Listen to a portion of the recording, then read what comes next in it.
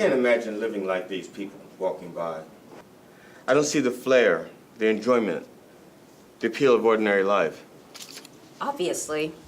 That's why you joined the CIA, became a double agent, then a triple agent, got double-crossed by every side, somehow survived it all, cleared your name, then lost your memory in a freak accident during your re-entry from space, and did it all again. Well, the second time I only got wrapped up into that nonsense so I could afford being a single parent and keep shoveling gold into the ancient totem of inevitable doom. I swear, you're like a modern Achilles, but I doubt you even have a weakness. Do you even have an Achilles heel? All in all, I'm a sucker to the call of glory and having someone to keep the bed warm. What is Achilles' heel anyway? Well, the general consensus is that the Achilles' Achilles heel was his actual heel. You heard your checks. Can I interest you with a go-to container? No thanks, I don't do scraps. That's silly. Leftovers are fantastic. I mean, if you liked the meal then, what's the problem with finishing the rest? It just seems like the responsible thing to do. It's just that I don't do scraps. It's a personal thing. Sorry to end the conversation here, but I must get going. Well, you should never bite off more than you can chew. You could always order something smaller. Sometimes just ordering a couple of different appetizers can be just as satisfying as an entire entree. But I digress. It's always great seeing you. Yeah, you too.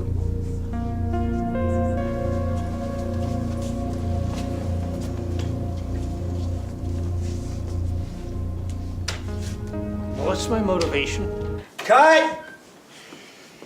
You're an extra. Just walk across the street, that's it, man. Yeah, but what's my motivation for walking across the street? Why am I doing that as opposed to doing something else? All right, you're walking home from work then. Okay, and what's my job?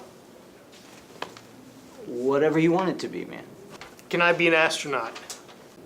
No, you can't be an astronaut. An astronaut wouldn't be walking home with everyone else. It doesn't fit the scene. We gotta wrap this up. We're losing light. Okay, extra, walk across the street because you have to. But why do I have to walk across the street if I can't be an astronaut? Because you have a job to do. You got to support yourself, don't you? But why should I do a job if I can't have the job I want? Because you'll be out on the street without a home if you don't. Working just to survive or being homeless sounds like horrible options. Listen, man, you don't have to live a glamorous life to be happy. So I should be homeless? I'm not saying, I'm sure you can be happy and homeless, but what I'm talking about is living casually and finding happiness no matter what you do. I don't know. What would the flair and appeal of an ordinary life be? You know, well, the whole family bit, the whole finding happiness in an ordinary life spiel. But don't I want to be a rough and tough legend like Achilles? Look, I know the scene is supposed to glorify Achilles and all, but frankly, Achilles was a total dope.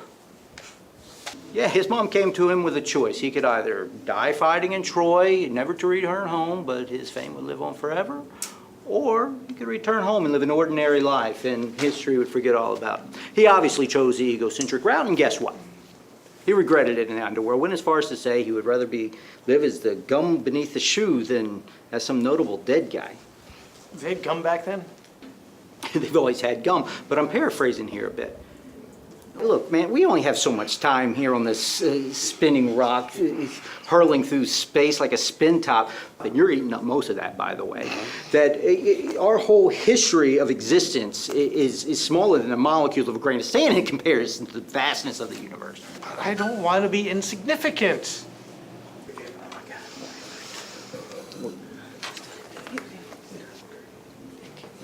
All right, let's just say this piece of gum, this is human life. I don't think I want to say that if you're going to murder it. Wow, yeah, I see what you mean, yeah. When it's fast action, fast paced, yeah, it's just brimming with flavor. But it gets old and stale real quick, all right? All right, now you're onto something. You see, when you take your time and you're not working so hard to drive the flavor out of it, it tends to last longer. You come to appreciate it more.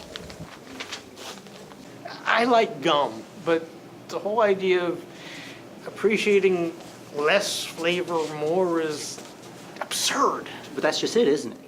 You have to grab the absurdity of life by the horns. Nothing intrinsically has meaning. You have to value things in a certain way that you create the meaning.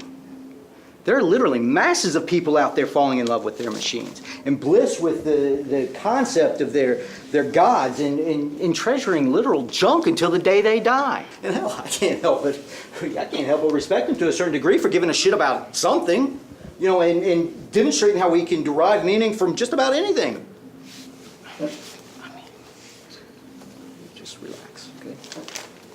Listen. Too often, people forget that they're in the driver's seat, and those people are swerving all over the goddamn road, looking out the window or focusing in the rearview mirror, that they forget that they have more control over their lives than they do, and those people get so wrapped up in the very idea that who they are is entirely the roles they play. We live in this, as humans, in this weird conceptual space where everything is exactly as we think, and that is constantly changing. But what you have to remember is that underneath the skin and the scars are human beings with human needs, and far too often, we forego those needs in the pursuit of the ideal, and that's where the many problems start. The very act of living life it comes with physical and mental responsibilities, and learning to adhere to those responsibilities is the very essence in cultivating the happiness that you're looking for here.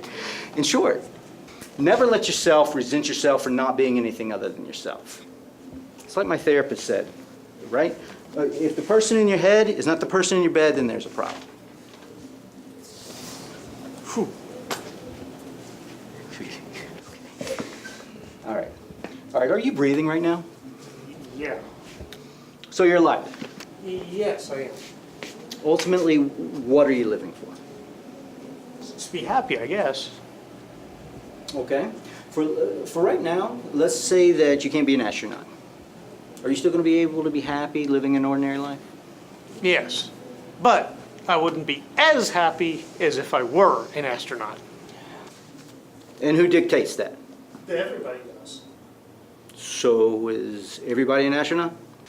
No, not everyone. Maybe someday. So as of right now, is everybody to be unhappy because they cannot be an astronaut? Oh, no, because if everybody was unhappy, that would be all. And whose fault would that be? The space programs. Okay, I guess you could say that. Right? So by that logic, the space program is barring everyone from all things that are making everyone happy. Oh, no, there's plenty of other things, but they're not the same. And who's saying that, though? No one specifically. Then why do you think that? Because it's what I believe. And who is in control of that? I guess that would be me. So do you take responsibility for barring off your own happiness? I don't think I want to accept that if I don't have to. What would you do instead? I guess I choose to be happy. And how would you do that? I guess by embracing the little things in family in an ordinary life. Okay, can a person climb a mountain in a single step, man?